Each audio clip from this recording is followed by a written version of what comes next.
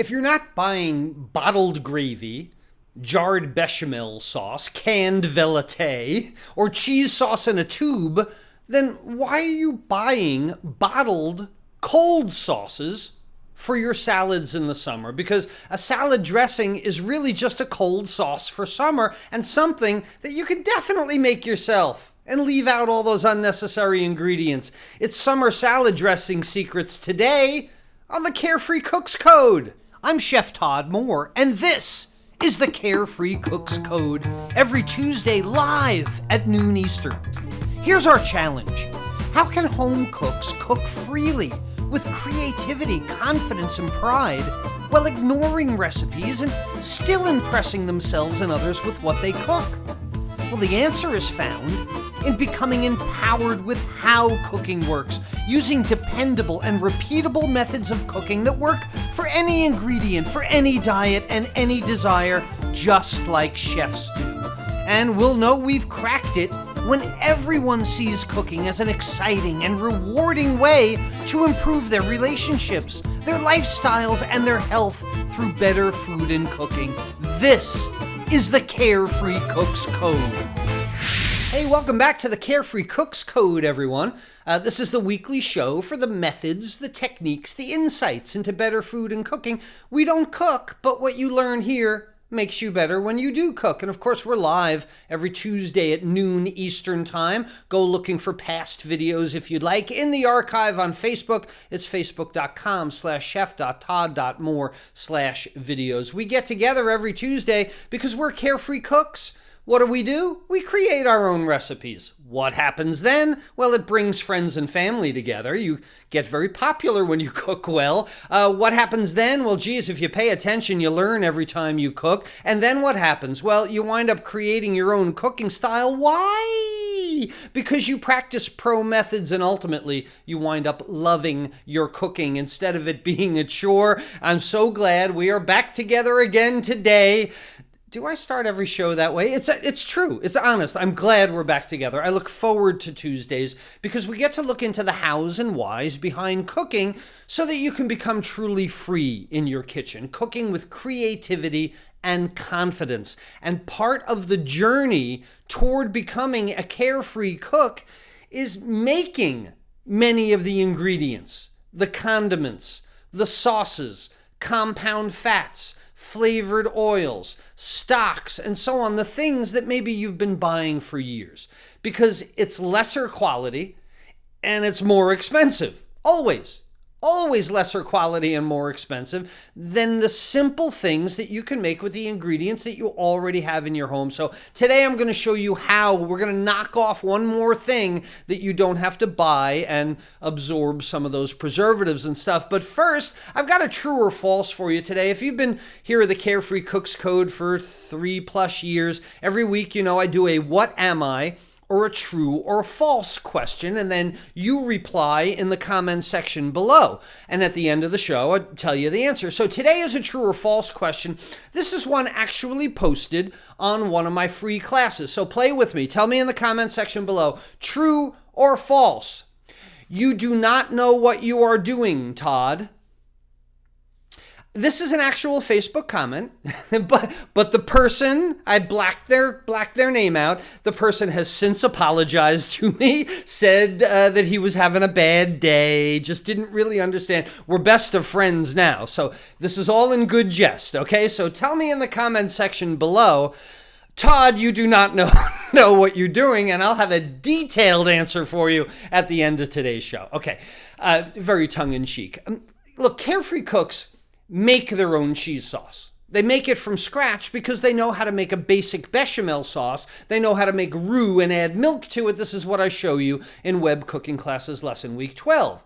Once you learn how to do tomato concasse from Web Cooking Classes Lesson Week 10, seeding and peeling tomatoes, also showed you how to do it on the grill the other day, then you'll be making your own tomato sauce and you never buy jarred tomato sauce again. And at the moment that a carefree cook discovers the secret behind making their own barbecue sauces from Web Cooking Classes Lesson Week 14 or 15, then you never buy barbecue sauce again. And then why? Why, oh why, do so many home cooks continue to buy bottled salad dressing when it's so easy to make your own cold sauces for summer? For the longest time, Heather and I bought this, Paul Newman's salad dressing, and we loved it. It's a very popular dressing. I'm a chef with criteria I'm going to tell you about later, but it was default. I would just go pick up a bottle of this dressing, but when I started reading the ingredient list, I started wondering whether those would be the ingredients that I would use if I made a balsamic dressing. Would I use canola oil? Would I put water in it? And I start thinking about, are these the things that I want to put on my salad all the time? Are these the things I want to marinate with? You don't just need to be a salad eater to enjoy today's show. Are these the things that I'm going to use as cold sauces? And I have since fixed all this, and I'm going to share my ingredients and my proportions for my own honey balsamic vinaigrette at the end of today's show. Because in the salad dressing aisle, there are many choices, endless choices. But if they can make all those flavors, I say so can you.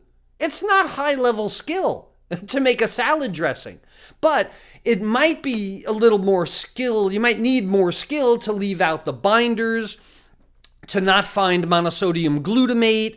How are you ever going to source those fake ingredients? And what are you going to do with all the extra xanthium gum that doesn't go into your homemade dressing? Don't think of a dressing as a bottled condiment like ketchup or mustard. I get it. You don't make your own mustard. You don't make your own ketchup. Maybe that's the line. But if you think of a salad dressing as a cold sauce, then it's a whole different story, because you don't buy bechamel sauce, right? You don't buy your cooked sauces. So why are you buying your cold sauces? Because if you think of your salad as an uncooked entree or side dish, and then you think of the dressing as the sauce on your entree or side dish, as if it were a cooked entree or side dish and not a cold salad, well, then maybe you'd give it a little more respect, you know? I mean, admit it. The cheese sauce gets a heck of a lot more admiration on your table than a vinaigrette ever does. So let's talk for a minute about salad dressings. Let's see really what makes them tick. And again, a salad dressing you don't have to pour on a salad. A salad dressing is a marinade. A salad dressing is a sauce on steamed vegetables. A salad dressing is a dipping sauce. A salad dressing serves so much more than going on top of some lettuce. So let's put a definition on this as if we were in culinary school. This is a very similar class that I teach in culinary school. Salad dressings, write this down. All right, don't. They're liquids or semi-liquids that are used to season salads. That's basically the definition. It's a seasoning item, just like your hot sauces are.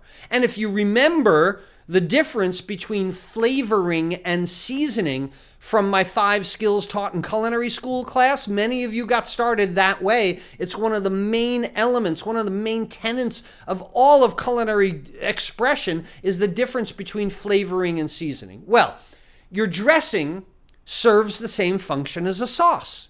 Your dressing or marinade or dipping sauce or side dish adds moisture. It adds flavor. It contributes texture and appearance to your salad or anything else that you're cooking. And they have to work in harmony with the other ingredients. So let's go through this. The 4 categories of salad dressings that I teach in culinary school. First is vinaigrettes, easy one. Then there's thickened dressings, emulsified dressings, and cooked dressings. But look, here's the important part about salad dressings that in some respects can actually make them harder to create than a cooked sauce. And this is the fact that flavors are not changed by heat in 3 out of 4 of those salad dressings. So if your flavors are not sweetened by heat, or made milder by heat, the quality of the ingredients is paramount. It's absolutely necessary that you find the best ingredients to make a cold, uncooked sauce. And this becomes a heck of a lot easier when you realize that all salad dressings No matter which category they come from, they all have just a few basic ingredients that bring them together. So the first is oil. The catalyst for me getting away from Paul Newman was canola oil. And I wouldn't do it myself. I would use a high quality olive oil. Let's get away from canola oil. Get away from the safflower oil, the vegetable oils, all these things in salad dressings. They're flavorless, and many of them aren't the most healthy either. A really cheap bottled dressing might also use corn oil or soybean oil, these that have those polyunsaturated fats that might not be very good for you. Expand your repertoire. If you're going to go with walnut oil or peanut oil, or truffle oil or hazelnut oils, things like that, that adds a different dimension to your dressing. It adds way more flavor than just having a percentage of oil that you can put on the ingredient label. The second thing all dressings need is an acid. Okay, now it doesn't have to be balsamic vinegar. It, as a matter of fact, doesn't have to be a vinegar at all. An acid in your home-created dressing can be citrus juices as the acid. Orange juice, lemon juice, grapefruit juice. You can use wine. You can use liquors or liqueurs to play this role. But then you need a flavor profile for your dressings. You need some kind of seasoning. And this is where you can expand past that list of dry herbs and spices and maybe include some condiments. Worcestershire sauce, sriracha sauce, whole grain mustards, even jams and jellies to add sweetness. Maybe there's roasted aromatics. Maybe you roast your garlic. Maybe you toast the pine nuts that might go into it. You might even cook proteins that go into the dressing. Cooked proteins? Did somebody say hot bacon dressing? Yeah, you can do that as well. So you put those three things together, and you've got the first category of dressings. It's a vinaigrette, basically. Add an oil, an acid, and some seasonings. You got a vinaigrette. Some condiments in there, whatever it might be. And since the vinegar and the oil don't mix, they'll only stay together for a short amount of time. Shake it, shake it, shake it, shake it, shake it. It's a temporary emulsification. Did anybody have one of these in your house when you were younger? If you grew up in the 70s, do you remember the Good Seasons Cruet? Every house in America, I think, had one of these. The little packet with the Cruet, you filled it up to the line.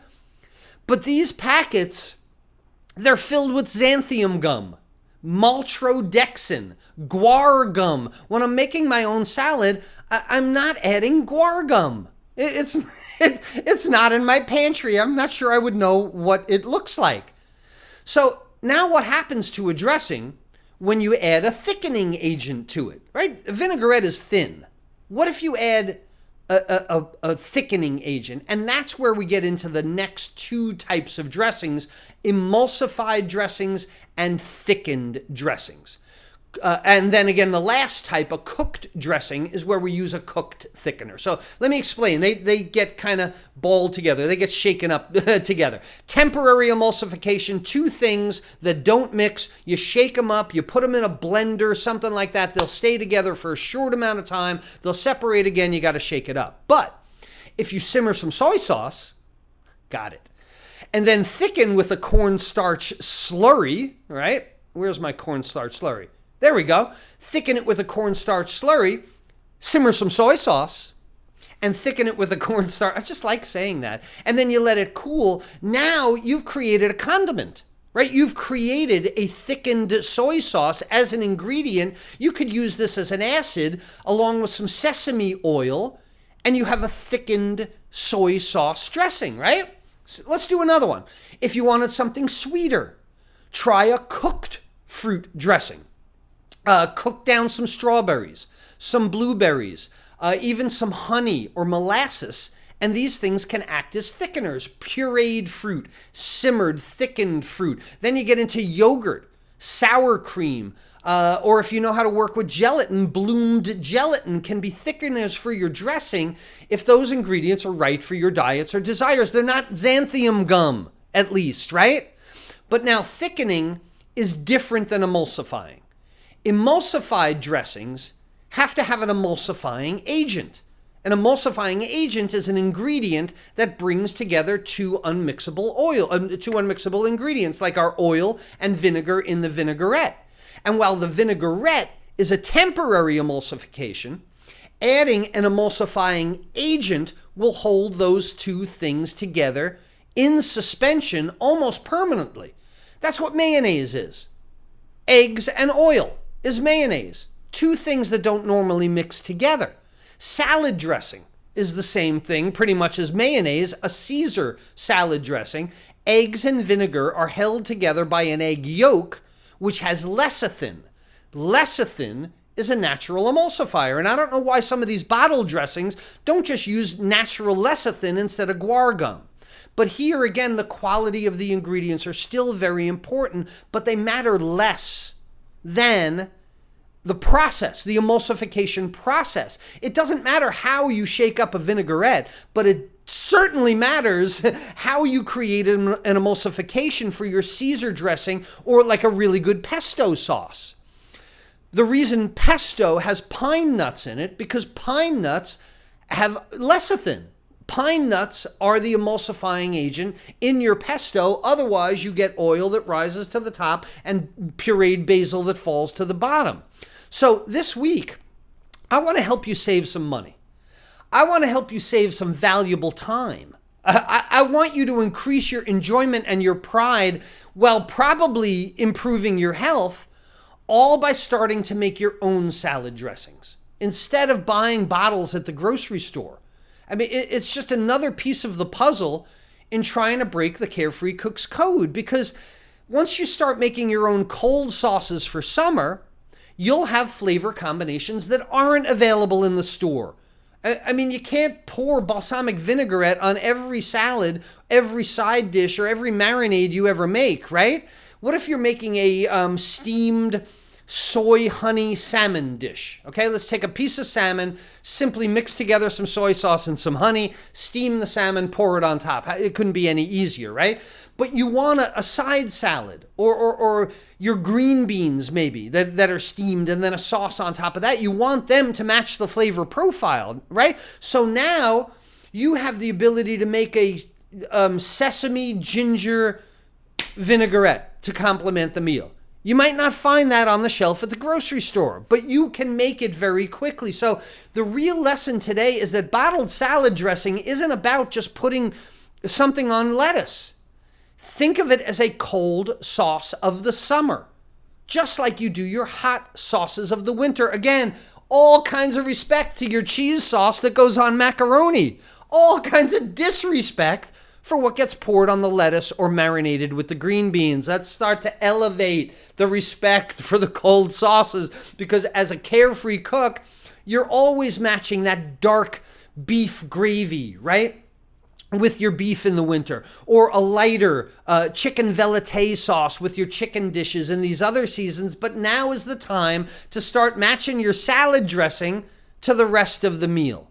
So let's send some of those bottled dressings out to pasture, right? Let's send them off to some desert ranch somewhere. Let's call it Buttermilk Ranch, the place where you send bad dressings, the place where your dressings are retired from your kitchen.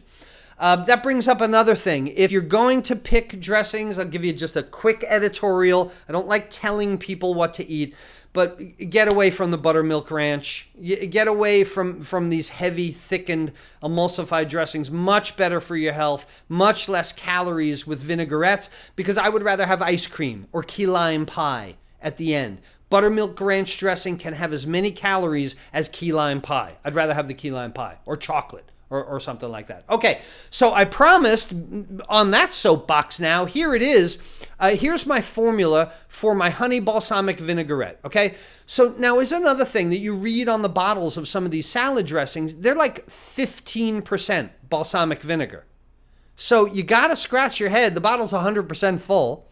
The bottle's 100% full, so only 15% of it is balsamic vinegar. What is the rest of it? That's what I want to know. I start out with a 50-50 balsamic vinegar and a very good quality olive oil. I'm basically drinking this olive oil. Make it the best quality your budget allows, all right? We can talk about extra virgin, so on another time. Do your own research. 50-50, good quality balsamic vinegar, good quality olive oil, not a whole lot of fillers. All killer, no filler is what the guy in Baltimore used to tell me. The crush guy. I had an orange crush one time. And I was like, do you put soda in it? He's like, man, all killer, no filler. I love that. That's what the dressing is. All killer, no filler. 1-to-1 balsamic vinegar and olive oil. A spoonful of water helps that temporary emulsification. The water gets in there. Worcestershire sauce, as much or as little as you like. That gives it the low note. Very muddy with the Worcestershire sauce. I like whole grain mustard, but I also found at the end of the jar I had the grains in there. Substitute Dijon mustard if you would like, as much or as little as you would like to get that taste. Honey, a good quality local honey is going to help, I believe, your metabolism. I believe your immune system is helped by terroir, helped by the things that are from your community, from your earth, terroir. And then salt and black pepper, white pepper, oregano, celery seed, thyme, dried basil, onion powder. Those are all dried herbs because then we shake it up. Temporary emulsification. Those dried herbs start to absorb some of that liquid. They swell. This dressing is always better the second day after you make it. All right, hey, let's see what's going on in the Carefree Cooks community. This is our Facebook community exclusively for the lifetime members of web cooking classes. Do you think we'll find any summer salads this week? Well, I know fresh from Doyle's garden. Talk about the easiest salad you can make is what's called a composed salad, and he's made a composed caprese salad.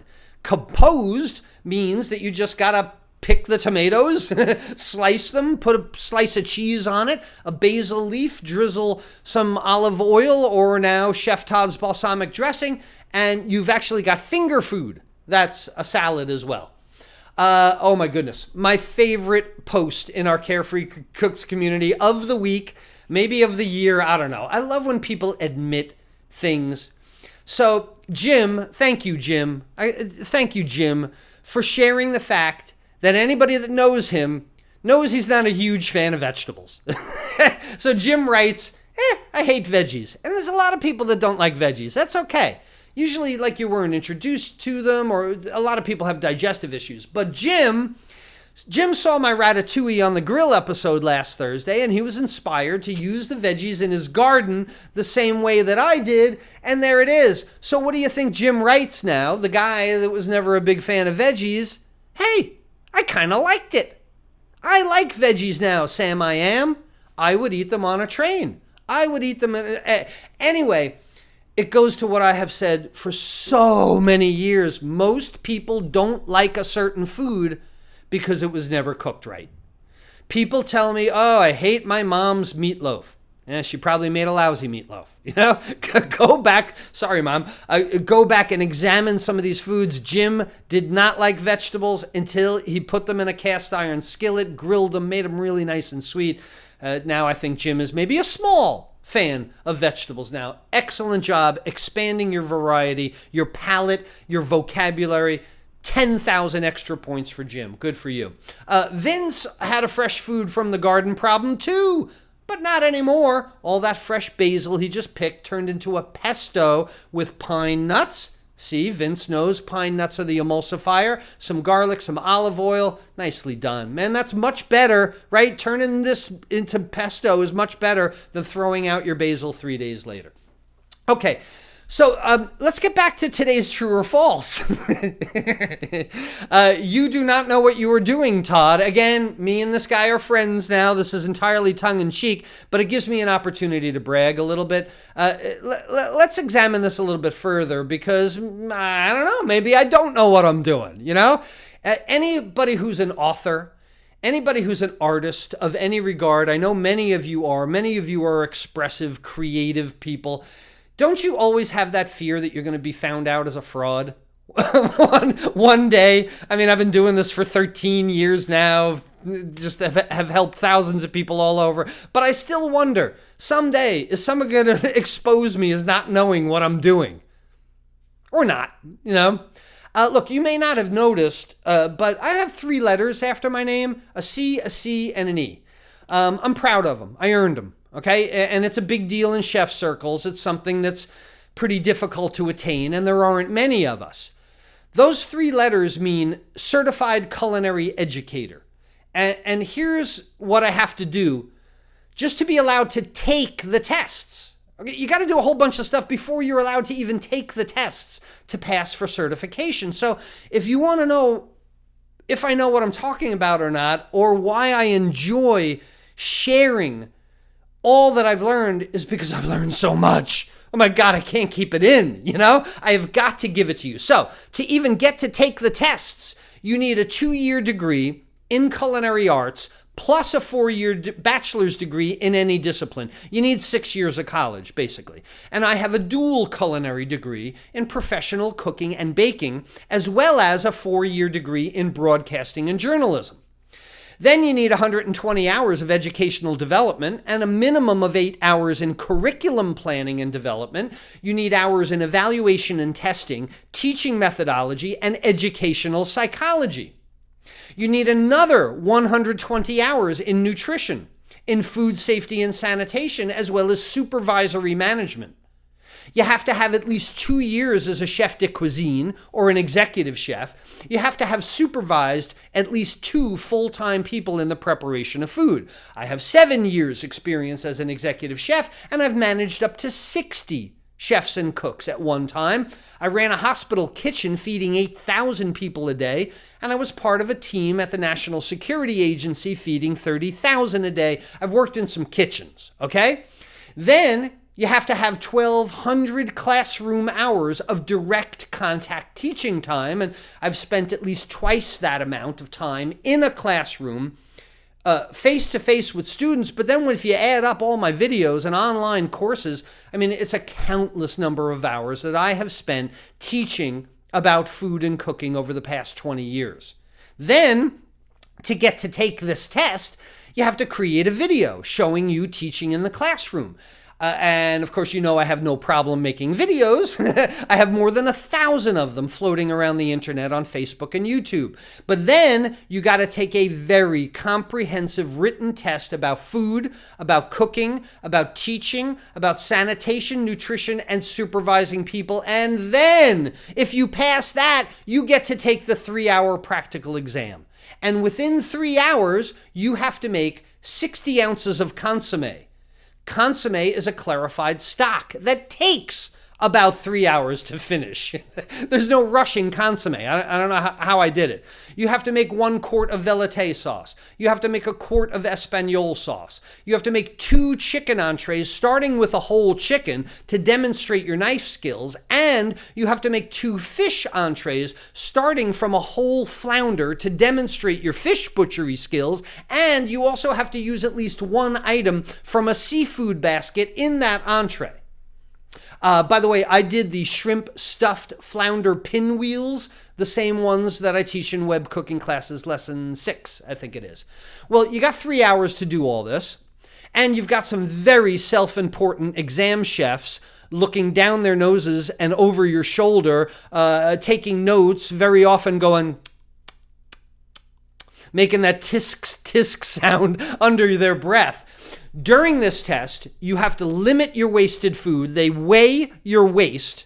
You have to use as much as you can. You have to separate your waste into different bags and different categories to be used in stock later or to be thrown away. The 3-hour exam, I finished it in 2 hours and 45 minutes. 15 minutes early. Most people don't even finish. And that's what I had to go through to get 3 little letters after my name. Certified Culinary Educator. So if you ever want to ask me a question, I don't say I know everything. I've studied so much of it. So let's get back to today's true or false. This is just a joke. I love the guy. I'm not even saying his name, but now we're friends. So I'm gonna have to guess false on this one. All right, look, if you know someone who would experience some freedom from getting away from a salad dressing bottle, then please like, share, love this video so that they can make their own cold sauces for the summer. And speaking of summer, nice shirt. You got to change your cooking for the summer, right? And there are 5 specific things that I do every year to make my cooking lighter, brighter, healthier, and more appropriate for the summer season. It's called Summer Cooking is Cool, and you can choose your class time and day for free when you go to webcookingclasses.com/sun and check into this free class. So until next Tuesday at noontime Eastern, when we get even more clues toward breaking that carefree cook's code, this is Chef Todd Moore reminding you that there's a method to your summer cooking success. Bye-bye, everyone.